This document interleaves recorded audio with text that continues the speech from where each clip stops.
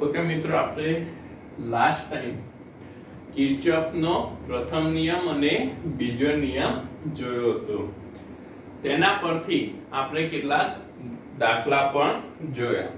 હવે આપણે વાત કરીશું તો વિસ્ટન બ્રિજ. તો વિસ્ટન બ્રિજ છે એ વિસ્ટન બ્રિજનો ઉપયોગ આપણે કેમ કરીએ છીએ?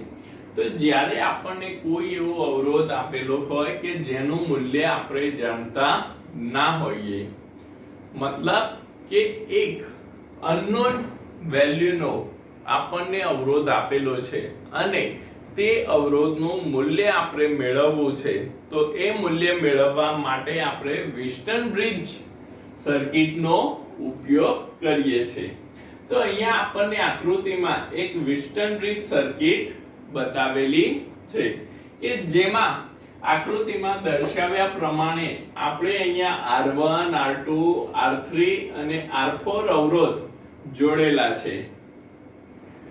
તો અહીંયા આ ચાર અવરોધ જોડીને આપણે એક વિસ્ટન બ્રિજ બનાવેલો છે.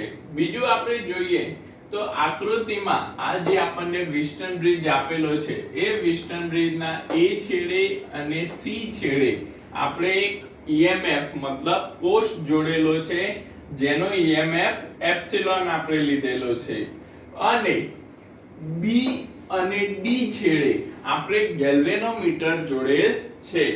તો અહીંયા આપણને આ આખો પરિપથ વિસ્ટન બ્રિજનો આપેલો છે, જ્યાં તમે અહીંયા આકૃતિમાં જોઈ શકો છો કે R1 અવરોધ છે. R1 અવરોધમાંથી પસાર થતો પ્રવાહ I1 છે. આ જે કોષ છે એ કોષમાંથી I જેટલો પ્રવાહ પસાર થાય છે. એ બિંદુ આગળ આ પ્રવાહ I પ્રવાહ છે એ I1 અને I2 માં વિભાજિત થાય છે, જ્યાં I1 પ્રવાહ R1 અવરોધમાં, I2 પ્રવાહ R2 અવરોધમાં પસાર થાય છે. એ જ રીતે R3 અવરોધ છે. R3 અવરોધમાંથી પસાર થતો પ્રવાહ I3 અને R4 અવરોધમાંથી પસાર થતો પ્રવાહ I4, જે I3 અને I4 C બિંદુ આગળ ભેગા થાય છે અને પાછા એ બેટરીના ઋણ છેડામાં દાખલ થાય છે. મતલબ કે આમ આપણો આખો એક પરિપથ પૂર્ણ થાય છે. હવે મિત્રો આપણે વાત કરીએ તો આ જે વિસ્ટન બ્રિજ છે એ વિસ્ટન બ્રિજની તમે પ્રેક્ટિકલી જ્યારે તમે એના વિસ્ટન બ્રિજ જોશો તો આપણને પ્રેક્ટિકલમાં વિસ્ટન બ્રિજ આપેલો છે, જેમાં R1, R2 અવરોધના મૂલ્યો આપણે જાણીએ છીએ. R3 અવરોધ એક વેરિયેબલ મતલબ કે જે અવરોધને આપણે બદલી શકીએ, જેનું મૂલ્ય આપણે એક રેન્જમાં બદલી શકીએ એવો અવરોધ છે. અને R4 અવરોધ આપણને ખ્યાલ નથી કે જેનું મૂલ્ય આપણે મેળવવાનું છે. તો જ્યારે આપણે આ પરિપથ જોડેલો હોય અને R3 ની કિંમત આપણે બદલતા જઈએ અને જ્યારે ગેલ્વેનોમીટરની અંદર કોણાવર્તન આપણને શૂન્ય મળે, મતલબ ગેલ્વેનોમીટરમાં કોઈ કોણાવર્તન થતું નથી. એનો મતલબ શું થશે કે ગેલ્વેનોમીટરમાં કોઈ કોણાવર્તન થતું નથી. એનો મતલબ કે ગેલ્વેનોમીટરમાંથી કોઈ પ્રવાહ પસાર થતો નથી.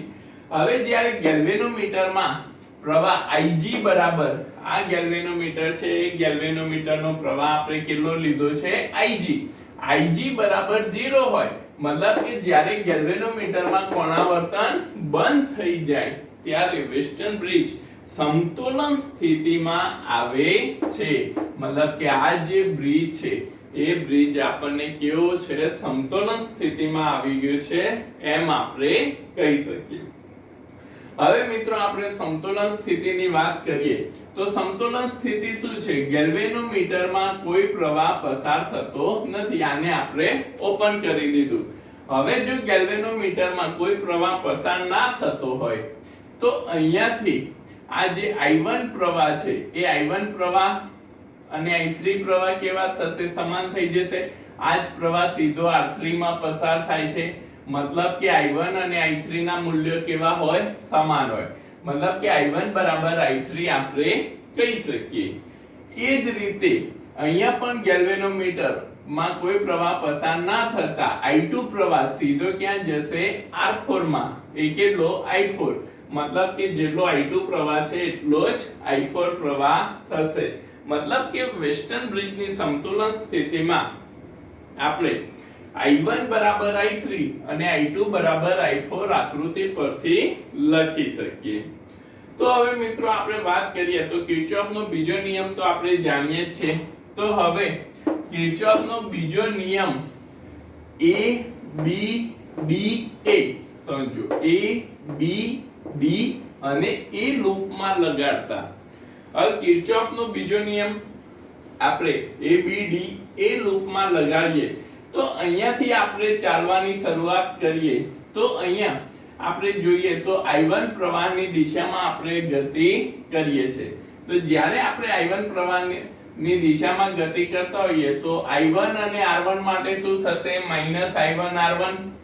ઓકે અહીંથી પછી આપણે આ દિશામાં જઈશું આ રીતે આપણે ચાલવાનું છે A થી શરૂ કરી ને D D B અને A તો તમે આમ પણ લઈ શકો કોઈ પણ રીતે આપણે લઈ શકીએ A B D A અને A D B A પણ તમે લઈ શકો તો અહીંયા આપણે પ્રવાહની દિશામાં જતા હોઈએ ત્યારે આપણને ખ્યાલ છે કે શું લેવાનું માઈનસ અને પ્રવાહની વિરુદ્ધ દિશામાં જતા હોઈએ ત્યારે પ્લસ તો -I1 R1 ગેલ્વેનોમીટરનો પ્રવાહ કેટલો છે 0 તો ગેલ્વેનોમીટરનો પ્રવાહ 0 વત્તા અહીંયા પ્રવાહની વિરુદ્ધ દિશામાં આ રીતે આપણે જતા હોઈએ તો પ્રવાહની વિરુદ્ધ દિશામાં એટલે +I2 R2 બરાબર 0 થશે હવે મિત્રો આપણે જોઈએ અહીંયા તો -I1 R1 છે એને બરાબરની પેલી બાજુ લઈ જઈએ તો આપણને શું મળશે I1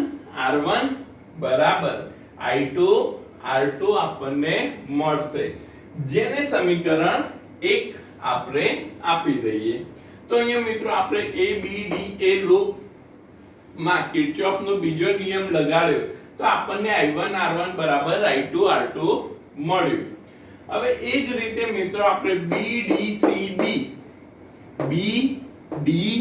C B એ લૂપ લગાડીએ તો અહીંયા તમે જુઓ તો આમ આપણે ચાલતા હોઈએ તો ગેલ્વેનોમીટરનો પ્રવાહ તો 0 આવશે અહીંયા I3 પ્રવાહની દિશામાં આપણે જઈએ છે તો I3 પ્રવાહની દિશામાં આપણે ગતિ કરતા હોઈએ તો પ્રવાહની દિશામાં શું થશે ઋણ તો -I3 R3 અને અહીંયા R4 છે એ પ્રવાહની વિરુદ્ધ દિશામાં આપણે ગતિ કરીએ છીએ I4 પ્રવાહની વિરુદ્ધ દિશામાં ગતિ કરીએ છીએ મતલબ કે +I4 R4 થશે તો આ લૂપ માટે B D C B loop માટે આપણે -I3 R3 પ્લસ ગેલ્વેનોમીટરનો પ્રવાહ 0 વત્તા I4 R4 પ્રવાહની વિરુદ્ધ દિશામાં આપણે ગતિ કરીએ છીએ તો +I4 R4 બરાબર 0 થશે અગેન આ -I3 R3 ને આપણે બરાબરની પેલી બાજુ લઈ જઈએ તો I3 R3 બરાબર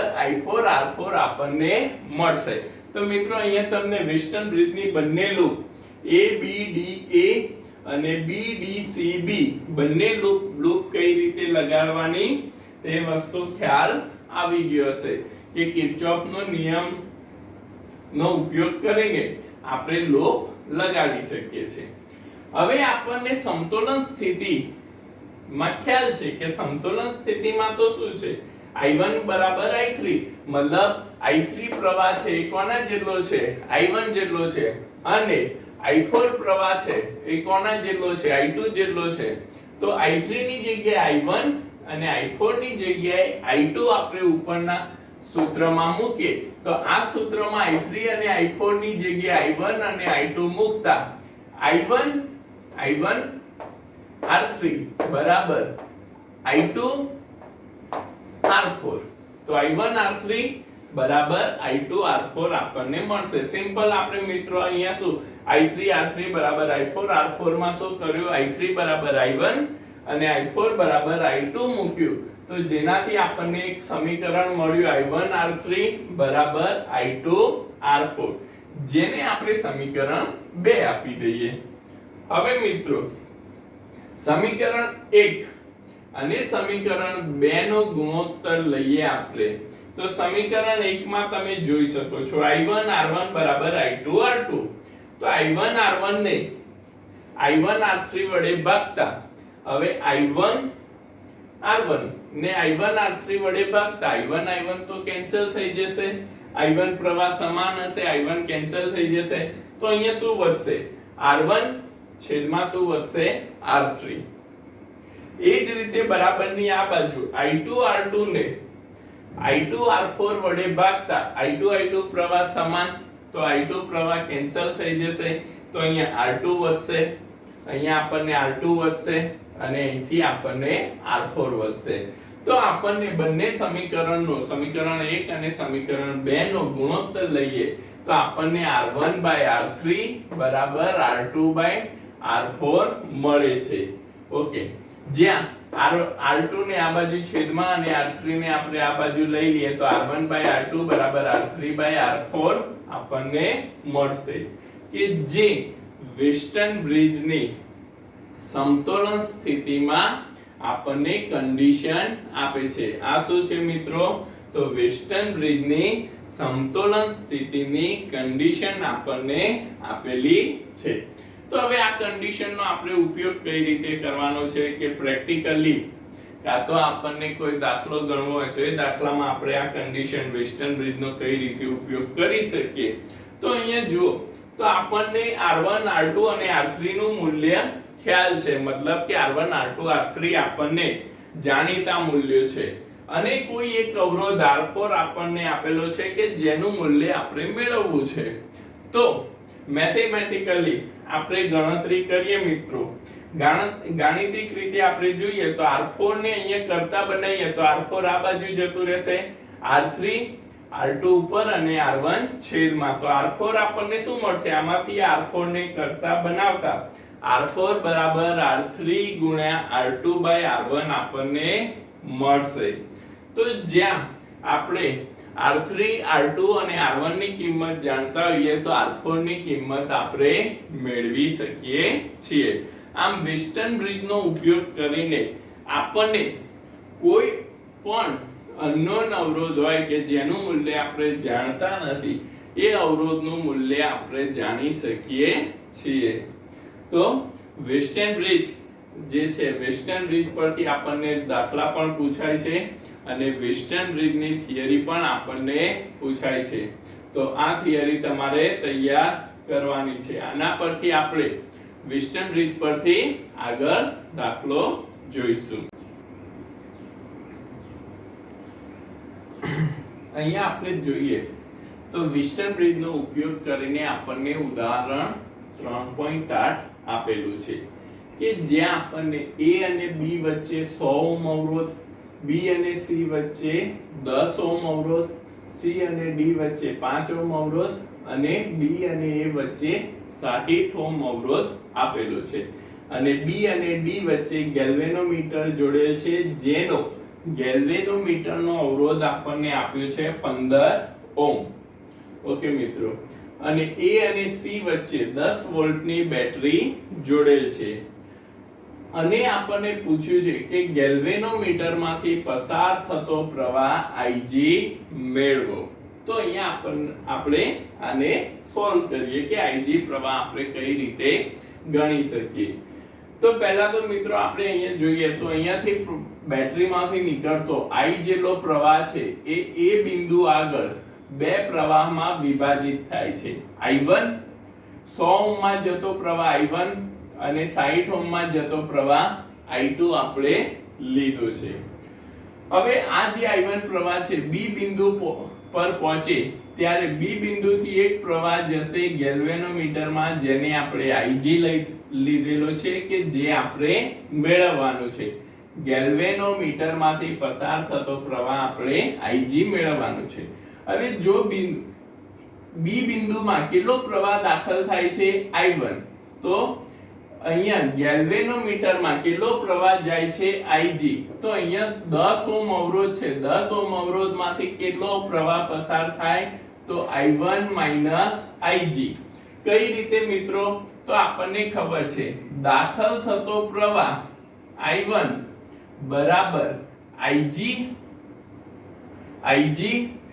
પ્લસ અહીંયા જે પ્રવાહ જાય છે તે, તો I1 માઈનસ Ig કેન્સલ, જેટલો પ્રવાહ દાખલ થાય છે એટલો જ પ્રવાહ બહાર નીકળે છે, કે મતલબ કે આપણે અહીંયા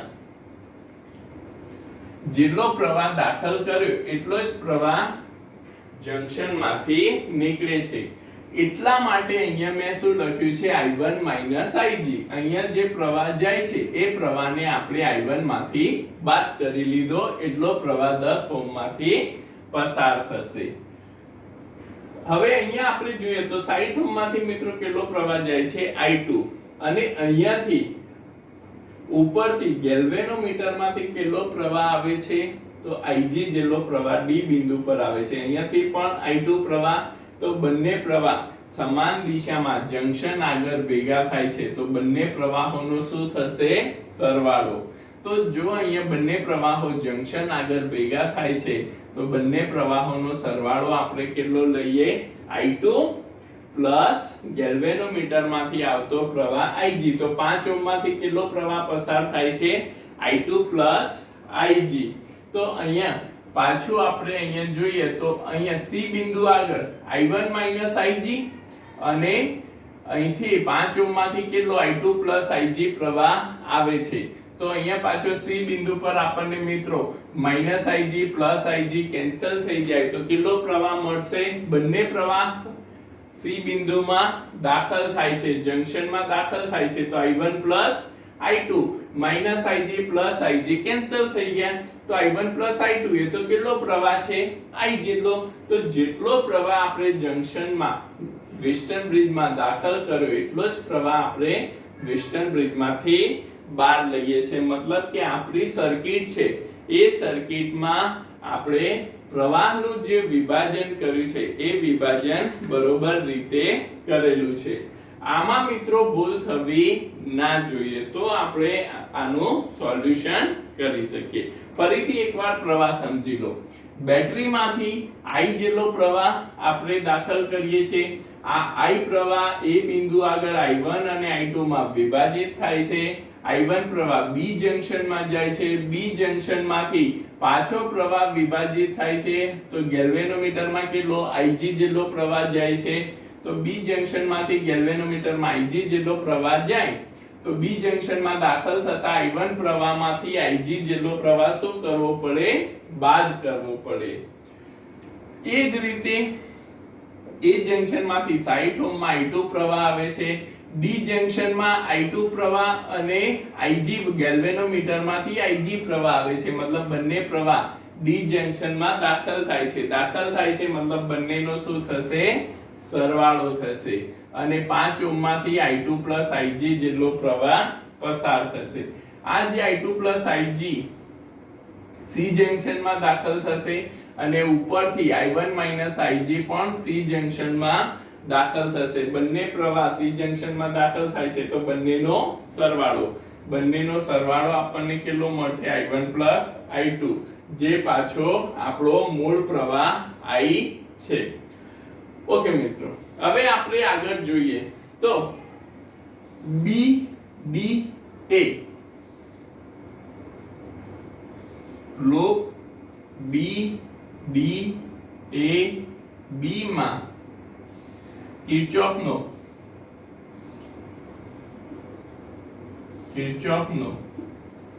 નિયમ લગાવતા, હવે મિત્રો આપણે અહીંયા કિર્ચોફનો નિયમ જોઈએ તો અહીંથી આપણે પસાર થઈએ છે, તો BADB તમે કોઈ પણ રીતે આ રીતે પણ લઈ શકો અને આ રીતે પણ લઈ શકો. આપણે B થી શરૂઆત કરીને BADB લઈશું. તો B થી શરૂઆત કરીએ તો પ્રવાહની વિરુદ્ધ દિશામાં ચાલીએ છીએ.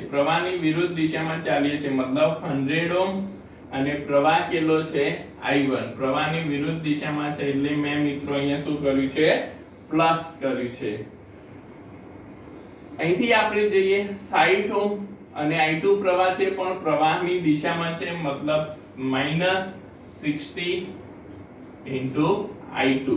પાછા અહીંથી D થી B, તો Ig પ્રવાહ છે અને ગેલ્વેનોમીટરનો અવરોધ 15 છે, પણ Ig પ્રવાહની વિરુદ્ધ દિશામાં આપણે જઈએ છીએ. વિરુદ્ધ દિશામાં જતા હોવાથી પ્લસ, તો 15 Ig 0. ઓકે મિત્રો, પહેલી લૂપ ક્લિયર. તો લૂપ કઈ રીતે લગાવવાની છે એ હવે આપણને ખ્યાલ આવી ગયો છે.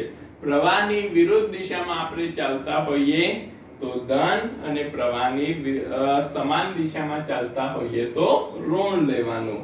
ઓકે મિત્રો, જેને આપણે સમીકરણ 1 આપી દઈએ. હવે આગળ આપણે વાત કરીએ બીજી લૂપની. તો B C D B. તો લૂપ B C D અને B માટે, તો B C D B માટે હવે અહીંયા B થી C પ્રવાહની દિશામાં ચાલીએ છીએ. પ્રવાહની દિશામાં ચાલતો હોઈએ તો -10, પ્રવાહ કેટલો છે I1 Ig. ઓકે, પ્રવાહની દિશામાં ચાલીએ છીએ એટલે આપણે શું લીધું, માઈનસ. C થી D પ્રવાહની દિશામાં જવાનું છે, તો પ્રવાહની દિશામાં પ્રવાહની વિરુદ્ધ દિશામાં જવાનું છે, તો 5 + 5 I2 + Ig. અને અહીંયા પણ D થી B ગેલ્વેનોમીટરમાં પ્રવાહની વિરુદ્ધ દિશામાં, તો +15 Ig = 0. ઓકે મિત્રો, હવે આને આપણે સાદું રૂપ આપીએ તો -10 I1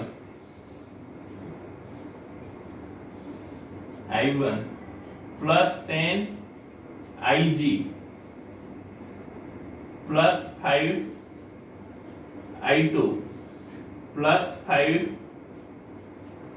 Ig +15 Ig બરાબર 0. આપણે કૌંસ ખોલી નાખ્યો. તો અહીંયા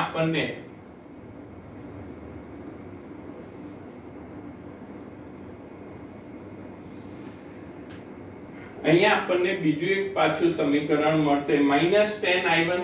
અહીંયા જો I1 ખાલી એક જ છે, -10 I1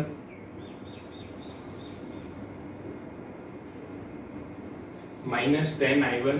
ઓકે મિત્રો, I2 આપણને 5 I2 આપેલું છે +5 I2. ઓકે, અને +10 Ig +5 Ig અને +15 Ig, તો +30 Ig બરાબર 0 થશે. ઓકે, જેને આપણે સમીકરણ 2 આપી દઈએ.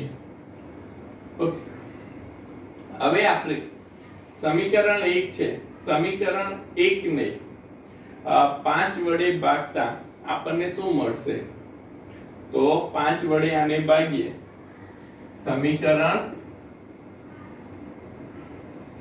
1 ને 5 વડે ભાગતા. ઓકે, એની પહેલા આપણે મિત્રો સમીકરણ 2 છે એ સમીકરણ 2 ને ઓકે 5 વડે ભાગતા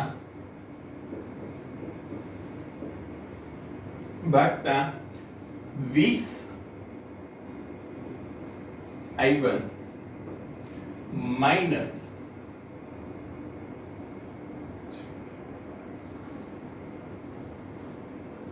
12 I2 12 पंचो 60 ओके અને પ્લસ 3 Ig બરાબર 0 આપણે લઈ શકીએ.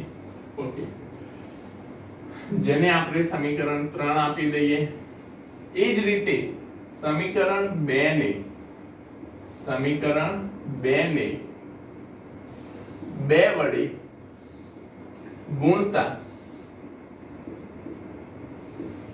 ગુણતા આપણને હવે આને 2 વડે ગુણી નાખીએ તો -20i1 plus 10i2 plus 60ig બરાબર 0, જેને આપણે સમીકરણ 4 આપી દઈએ તો આપણને 3 અને 4 બે સમીકરણ મળે છે, જ્યાં તમે જોઈ શકો છો મિત્રો કે 3 અને 4 બે સમીકરણનો આપણે સરવાળો કરીએ તો આપણને સમીકરણ 3 અને 4 નો સમીકરણ 3 અને 4 નો સરવાળો લેતા હવે સમીકરણ 3 અને 4 નો આપણે સરવાળો કરીએ તો 20i1 -12 i2 plus 3ig બરાબર 0 અને -20i1 plus 10i2 plus 60ig બરાબર 0 મળશે તો 20i1 cancel, -12i2 plus 10i2 તો -2i2 બરાબર વત્તા પ્લસ 3ig plus 60ig તો એ મિત્રો કેટલું થશે 63ig બરાબર 0, તો જેના પરથી આપણને ig બરાબર જેના પરથી આપણે અહીંયા 2i2 બરાબર 63ig લખી શકીએ. -2i2 છે અને પેલી બાજુ લઈ જઈએ તો +2i2 થઈ જશે, તો જેના પરથી આપણે 2i2 બરાબર 63ig આપણે લખી શકીએ, જેને આપણે સમીકરણ 5 આપી દઈએ. ઓકે મિત્રો, હવે આપણે આગળ જોઈએ તો ત્રીજી એક લૂપ આપણે લગાડીશું. તો લૂપ હવે ત્રીજી લૂપ આપણે ક્યાં લગાડીશું તો a b c emf 10 volt અને પાછું a. તો loop a b c emf અને emf આપણે એપ્સિલોન કહી લઈએ, emf epsilon into a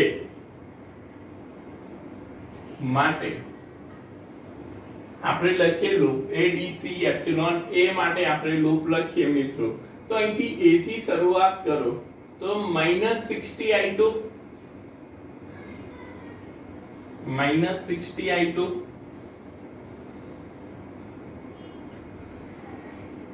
b થી c i2 plus ig છે તો -5i2 plus ig માઈનસ થી પ્લસ, આપણે માઈનસ થી પ્લસ બેટરીમાં જઈએ છે તો +10 = 0 બરાબર આપણને 0 મળશે. તો અહીંયા આપણે જોઈએ તો -60i2 અને -5i2 તો -65i2 -5ig પ્લસ 10 બરાબર 0 આપણને મળશે. હવે મિત્રો તમે જુઓ તો તમને અહીંયા 2i2 બરાબર 63ig આપણને આપેલું છે અને અહીંયા આપણને 65i2 મળે છે કે જેમાંથી સમીકરણ 5 માંથી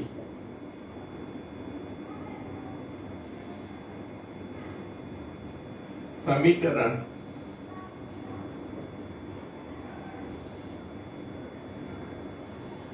5 માંથી આપણે i2 ને કરતા બનાવીએ, આપણને જોઈએ છે શું ig. તો I2 ને કરતા બનાવીએ તો આપણને શું મળશે 63/2 Ig, જેને આપણે આને સમીકરણ 6 આપી દો, જેને આપણે સમીકરણ I2 ની કિંમત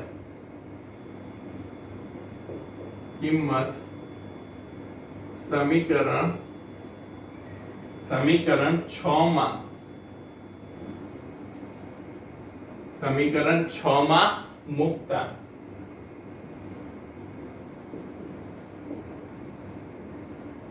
મૂકતા અહીંયા આપણે I2 ની કિંમત મૂકી દઈએ મિત્રો તો -65 કૌંસમાં 63/2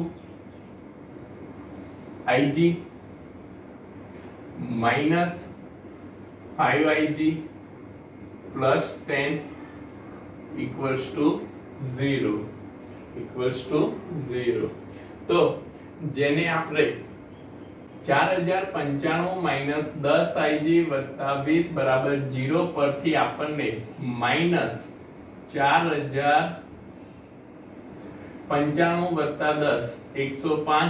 10 105 Ig plus 20 બરાબર 0 મળશે। તો જ્યાં મિત્રો આપણે Ig ને અહીંયા કરતા બનાવવા છે તો -4105 Ig ને પહેલી સાઈડ લઈ લઈએ તો માઈનસ નું પ્લસ બરાબર 20 આપણને મળશે। તો જ્યાં Ig બરાબર 20/4105 થશે।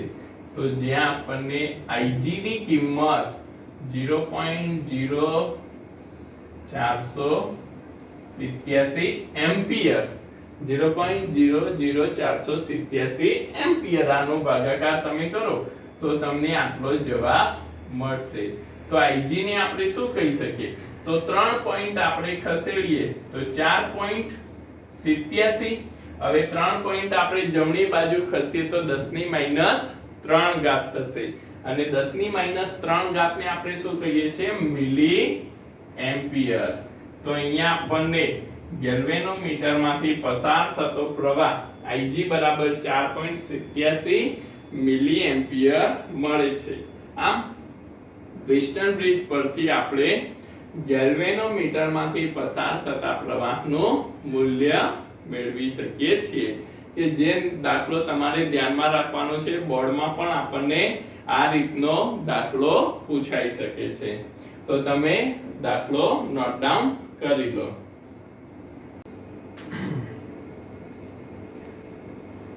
મિત્રો અહીંયા આપણે બીજા એક સાધનની વાત કરીએ કે જેનું નામ છે મીટર બ્રિજ, જેનો ઉપયોગ પણ આપણે અવરોધનું મૂલ્ય જાણવા માટે કરીએ છીએ। પણ મીટર બ્રિજનો ઉપયોગ અવરોધના નાના મૂલ્યો મેળવવા માટે મીટર બ્રિજનો ઉપયોગ કરવામાં આવે છે। અને મીટર બ્રિજ છે એ મીટર બ્રિજ એક પ્રાયોગિક સાધન છે કે જે આપણે પ્રયોગમાં પણ કરવાનું છે। આપણી પ્રેક્ટિકલ લેબમાં પણ તમારે આના પરથી પ્રયોગ કરવાના છે।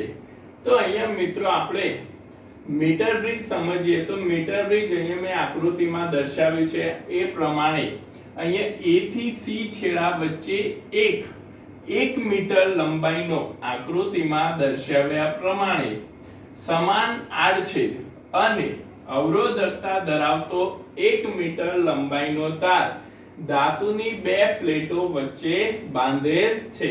તો A થી C વચ્ચે આપણે સમાન આડછેદ સમાન અવરોધકતા ધરાવતો 1 મીટરનો લંબાઈનો તાર આપણે જોડેલો છે।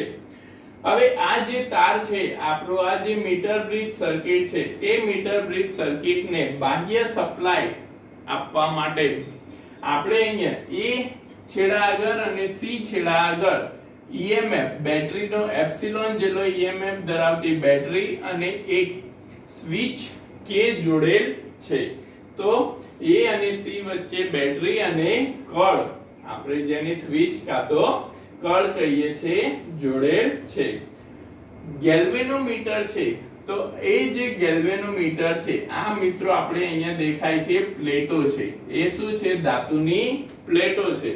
તો અહીંયા ગેલ્વેનોમીટર છે એ ગેલ્વેનોમીટરને એક છેડો ધાતુની પ્લેટ પર બી બિંદુ પર જોડેલ છે, આ ગેલ્વેનોમીટરનો એક છેડો બી બિંદુ પર જોડેલ છે અને ગેલ્વેનોમીટરનો બીજો છેડો જોકી સાથે, જોકી એક એવું સાધન છે કે જેના આપણે ઈઝીલી આ જે 1 મીટરનો તાર છે 1 મીટરના તાર પર પસાર કરી શકીએ છે કે જે વિદ્યુત પ્રવાહનું વહન કરે છે। તો અહીંયા આ જે ગેલ્વેનોમીટરનો બીજો છેડો જોકી સાથે આપણે જોડેલ છે જે 1 મીટરના તાર પર સરકી શકે છે। મીટર બ્રિજની એક ગેપમાં, મતલબ અહીંયા આપણને જે ગેપ દેખાય છે એ ગેપમાં આપણે જે અવરોધનું મૂલ્ય મેળવવું છે એ અવરોધ આપણે જોડેલ છે કે ધારો કે અહીંયા આપણે R અવરોધનું મૂલ્ય મેળવવું છે તો અહીંયા જે પ્રથમ ગેપ છે મીટર બ્રિજની તેમાં આપણે R અવરોધ જોડેલો છે અને બીજી જે ગેપ છે કે જેમાં આપણે જાણીતો અવરોધ, આપણે અવરોધ પેટીમાંથી એક જાણીતો અવરોધ, સપોઝ કે આપણે 50 ohm, 100 ohm, 200 ohm, 500 ohm, 1 kilo ohm જેટલો અવરોધ આપણે અવરોધ પેટીમાંથી જોડી શકીએ છીએ। મતલબ કે R નું મૂલ્ય આપણે મેળવવું છે અને S નું મૂલ્ય આપણને ખ્યાલ છે, S નું મૂલ્ય આપણે જાણીએ છીએ। તો આ રીતે આખો આપણો પરિપથ પૂર્ણ થાય પછી જ્યારે આપણે કળને બંધ કરીએ અને કળને બંધ કરીએ એટલે અહીંયાથી બાહ્ય જે આપણે બેટરી જોડેલી છે એ બેટરીમાંથી પ્રવાહ પસાર થવાની શરૂઆત થશે। હવે જ્યારે આપણે અહીંયાથી પ્રવાહ પસાર થાય છે ત્યારે આ જે જોકીમાં આપણને આ જે ગેલ્વેનોમીટર છે એ ગેલ્વેનોમીટરમાંથી પ્રવાહ પસાર થશે અને ગેલ્વેનોમીટરનો જે સ્કેલ છે, કાંટો છે એ કાંટો કોણાવર્તન દર્શાવે છે। તો અહીંયા આપણે જ્યારે આ જે ગેલ્વેનોમીટર સાથે જોડેલ જોકી છે એ જોકીને એ તારથી, એ બિંદુથી શરૂ કરી આ તાર પર આપણે ફેરવતા જઈએ તો ફેરવતા ફેરવતા અહીંયા ડી બિંદુ આગળ ગેલ્વેનોમીટરમાં જે સ્કેલ છે, કાંટો છે એ 0 ઉપર કોણાવર્તન દર્શાવે છે।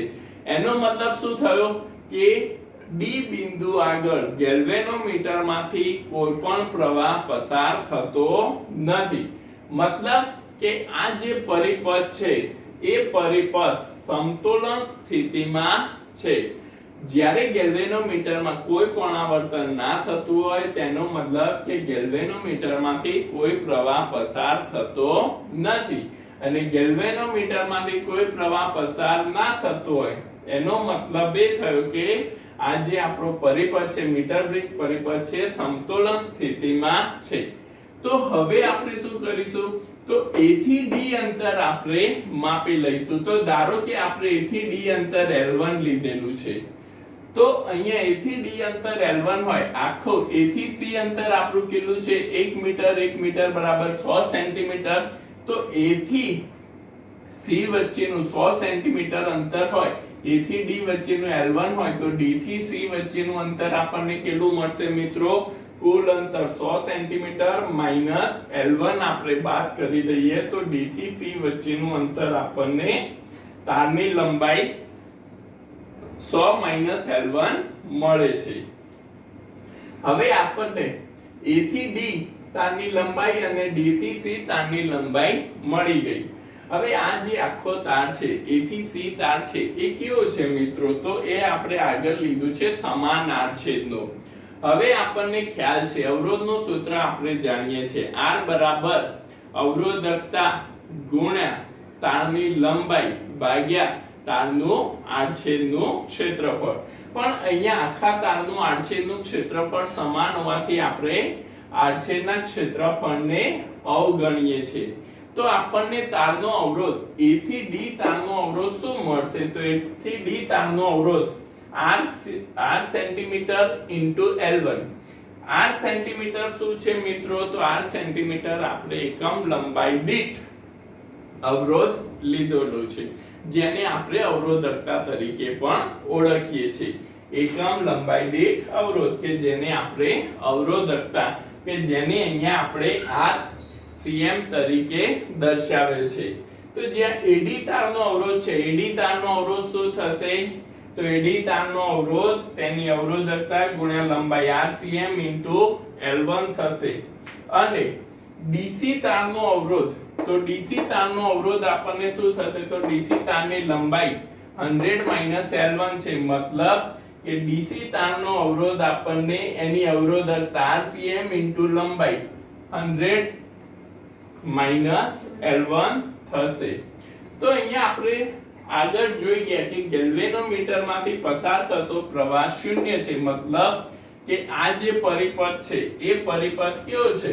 તો સમતોલન સ્થિતિમાં છે. તો વિસ્ટન બ્રિજની સમતોલન સ્થિતિ આપણને યાદ છે મિત્રો. વિસ્ટન બ્રિજની સમતોલન સ્થિતિ શું હતી? R1/R2 બરાબર R3/R4. તો R1/R2 બરાબર R3/R4 એ કન્ડિશન પરથી આપણે અહીંયા મીટર બ્રિજ માટે કન્ડિશન ને લખીએ. તો R1 એટલે શું? તો A થી B વચ્ચેનો અવરોધ, A થી B વચ્ચેનો અવરોધ. R2 એટલે B થી C વચ્ચેનો અવરોધ. તો AB ભાગ્યા BC બરાબર R3 એટલે શું? તો A થી D વચ્ચેનો અવરોધ AD, અને R4 એટલે શું? તો D થી C વચ્ચેનો અવરોધ. મતલબ કે મિત્રો આપણે અહીંયા વિસ્ટન બ્રિજની જે સમતોલન સ્થિતિની કન્ડિશન છે એને આપણે ઉપયોગ કર્યો. તો AB ભાગ્યા BC બરાબર AD ભાગ્યા DC આપણને મળે. હવે A થી B વચ્ચેનો અવરોધ તો કેટલો છે? R. B થી C વચ્ચેનો અવરોધ કેટલો છે? S. અને A થી D વચ્ચેનો અવરોધ L1 છે. તો A થી D વચ્ચેનો અવરોધ L1 અને B થી C વચ્ચેનો અવરોધ આપણને 100 L1. અહીંયા મિત્રો RCM જે છે, RCM એટલે શું છે? એકમ લંબાઈ દીઠ અવરોધ. એ આખા તાર માટે કેવું અવરોધ કેવો હશે? સમાન હશે. સમાન હશે તો અહીંયા આપણે એને કેન્સલ કરી દીધો છે. RCM ભાગ્યા RCM આપણે કેન્સલ કરી દીધો છે. તો R/S બરાબર L1 ભાગ્યા 100 L1 આપણને મળે છે. તો અહીંયા આપણને જે અવરોધનું મૂલ્ય શોધવું છે, આપણે R અવરોધનું મૂલ્ય આપણે મેળવવું છે. તો R ને કરતા બનાવીએ તો R બરાબર S ગુણ્યા L1 ભાગ્યા 100 L1 આપણે લઈએ તો તેના પરથી આપણે R અવરોધનું મૂલ્ય મેળવી શકીએ છીએ. તો S ની જુદી જુદી કિંમત માટે આપણે R ની સરેરાશ. હવે કેમ? તો મિત્રો જ્યારે આપણે મેન્યુઅલી ગણતરી કરતા હોઈએ તો જોકીને જ્યારે આપણે આ લંબાઈને મેન્યુઅલી ગણતા હોઈએ ત્યારે તેમાં ત્રુટિ આવવાની શક્યતા રહેલી છે. અને જો લંબાઈમાં ત્રુટિ આવે તો અવરોધમાં પણ ત્રુટિ આવવાની શક્યતા રહેલી છે. એટલા માટે એ ત્રુટિના મૂલ્યને ઘટાડવા માટે આપણે S ના જુદા જુદા મૂલ્યો લઈને R નું મૂલ્ય ગણીને તેની સરેરાશ લેતા આપણને R નું નજીકનું મૂલ્ય મળી શકે છે. તો આમ આપણે મીટર બ્રિજનો ઉપયોગ કરીને અવરોધના નાના મૂલ્યો મેળવી શકીએ છીએ. તો અહીંયા મીટર બ્રિજ માટે મિત્રો તમારે યાદ રાખવાનું છે R બરાબર S અવરોધ છે ઇન્ટુ L1 ભાગ્યા 100 L1. L1 શું છે? તો A થી D વચ્ચેની લંબાઈ છે કે જ્યારે આપણે A થી D જોકીને ફેરવતા જતા હોઈએ અને જે બિંદુએ આપણને સમતોલન સ્થિતિ મળે એ બિંદુને આપણે L1 લંબાઈ, એ લંબાઈને આપણે શું લઈએ છીએ? L1 લંબાઈ.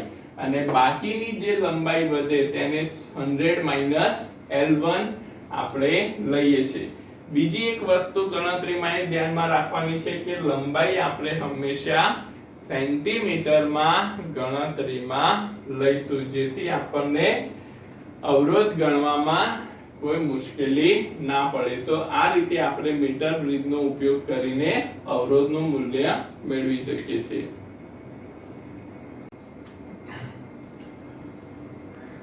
હવે આપણે મીટર બ્રિજ પરથી જોઈએ તો મીટર બ્રિજનો ઉપયોગ કરીને આપણે અવરોધનું મૂલ્ય કઈ રીતે મેળવી શકીએ છીએ.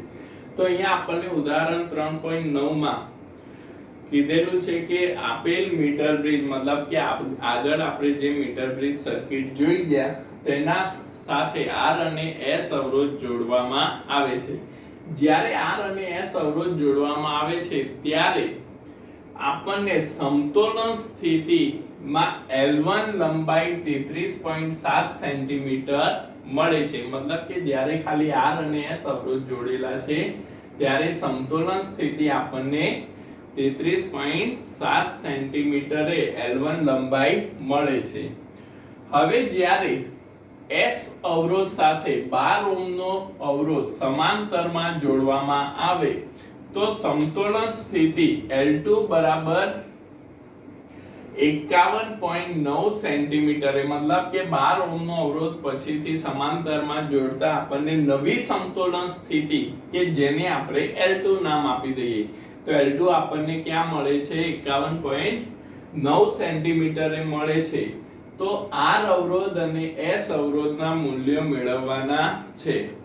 તો મીટર બ્રિજની સર્કિટની સમતોલન સ્થિતિ યાદ કરો તો મીટર બ્રિજની સમતોલન સ્થિતિ આપણને શું કહે છે R/S બરાબર L1 ભાગ્યા 100 L1 આ આપણી મીટર બ્રિજની સમતોલન સ્થિતિ છે. તો જ્યારે R/S આપણને આપેલા છે ત્યારે સમતોલન સ્થિતિ L1 કેટલી મળે છે 33.7 સેન્ટીમીટર મળે છે.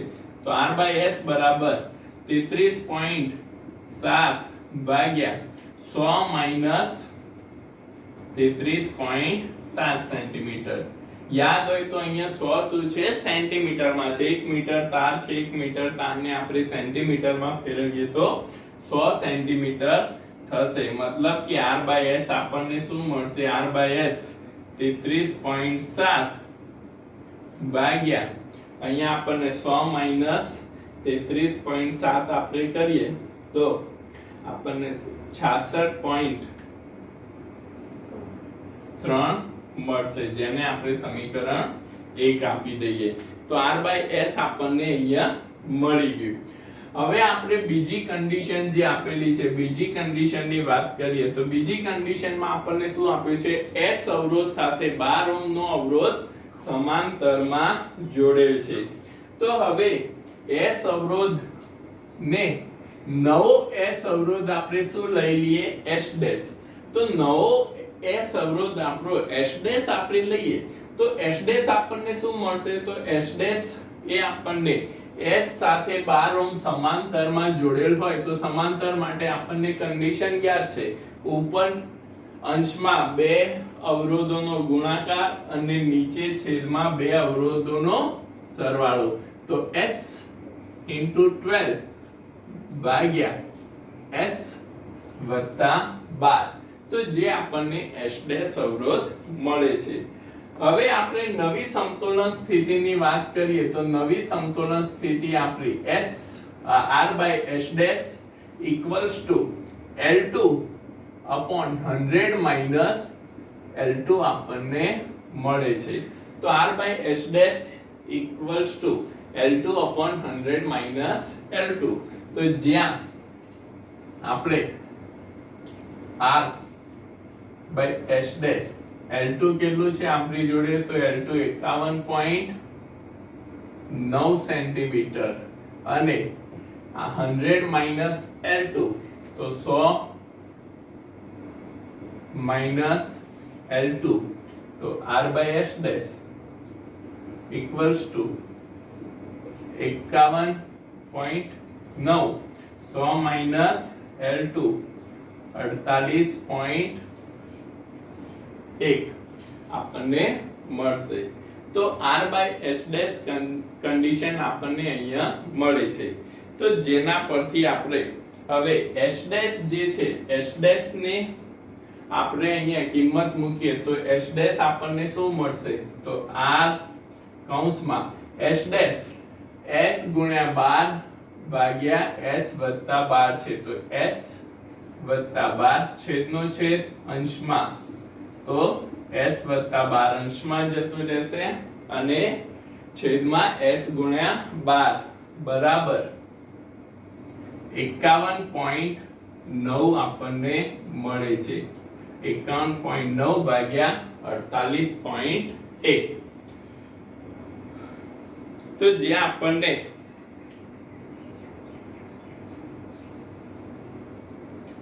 r by s કન્ડિશન અહીંયા આપણને r by s ની કિંમત સમીકરણ 1 પરથી ખ્યાલ છે તો r અને s અહીંયા તમે r અને s ને છૂટા પાડો તો r by s આપણે શું મૂકી શકીએ s + 12 ભાગ્યા 12 તો અહીંયા s + 12 ભાગ્યા 12 અને r by s ને આપણે જુદું કર્યું હવે r by s તો આપણને ખ્યાલ છે 33.7 ભાગ્યા 66.3 છે તો ગુણ્યા 33.7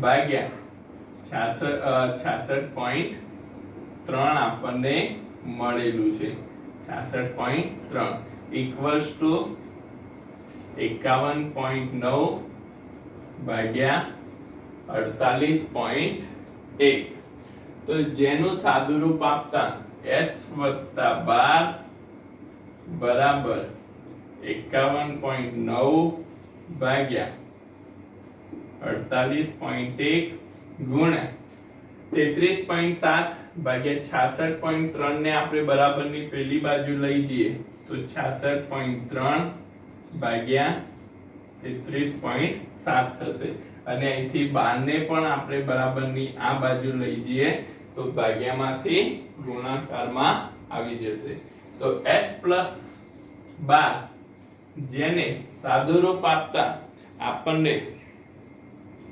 25.47 મળે છે તો જ્યાં s ની કિંમત 12 ને આ બાજુ આપણે લઈ જઈએ તો 13.25 માંથી 12 બાદ કરતા 13.47 ઓહ્મ અવરોધ મળશે આપણને s ની કિંમત 13.47 ઓહ્મ મળે છે તો s ની કિંમત આપણને મળી જાય તો જેના પરથી સમીકરણ 1 પરથી આપણે r ની કિંમત મેળવી શકીએ છે તો r ને કરતા બનાવતા સમીકરણ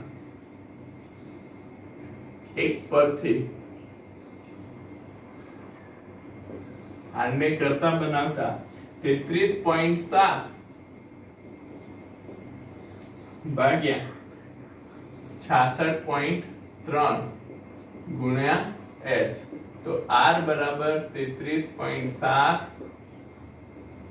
ભાગ્યા 66.3 ગુણ્યા s આપણને મળ્યું છે 13.47 ઓહ્મ તો s ની કિંમત મૂકી દઈએ 13.47 ઓહ્મ તો r ની કિંમત આપણને મળશે 6.86 ઓહ્મ 6.86 ઓહ્મ તો આ રીતે આપણે મીટર બ્રિજમાં જે અનનોન અવરોધ આપણને આપેલા છે એ અવરોધના મૂલ્ય આપણે તેની લંબાઈ પરથી મેળવી શકીએ છીએ તો જે આ રીતના દાખલા તમને સ્વાધ્યાયમાં પણ આપેલા છે જે જાતે ટ્રાય કરવા એ આપણે આગળ ડિસ્કસ કરીશું